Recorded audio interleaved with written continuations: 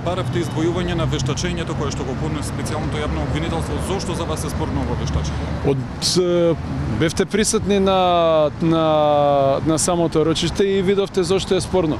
Прво е спорно затоа што после изготвено во кривичната постапка, според законот за кривична постапка, има рокови. Имате завршена истрага, подигнато обвинение, тоа претпоставува дека вештачењето е готово. Месец дена после изготвувањето на вештачењето и повеќе имате барање за нови факти да се утврди од Министерството за култура. И потоа тоа се обидува да се ретерира со тоа што има меѓусебна кореспонденција помеѓу нарачителот на вештачењето, јавното обвинителство, и изготвувачот на вештачењето. И каков беше тој коментар во Правец, ние бевме изненадени кога вештакот се обратил со допис до Министерство за култура.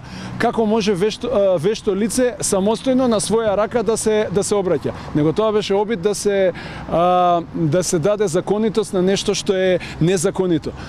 Во овој предмет градежното вештачење, градежно економско вештачење е повеќе од 700 страници и е една од базите на овој предмет. И затоа е толку битно. И затоа мора да биде од секој можен аспект правилно и изготвено согласно правилата на струката.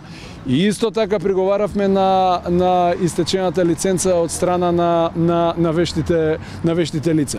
Постои закон за вештачење каде што ноторно е утврдено каде, што, кога и како и кој може да бара продолжување на лиценца. Не е постапено така, тоа ви е исто така јас како бранител да пропуштам рок за поднесување на жалба. Преклудиран е тој рок, не може да се продолжи.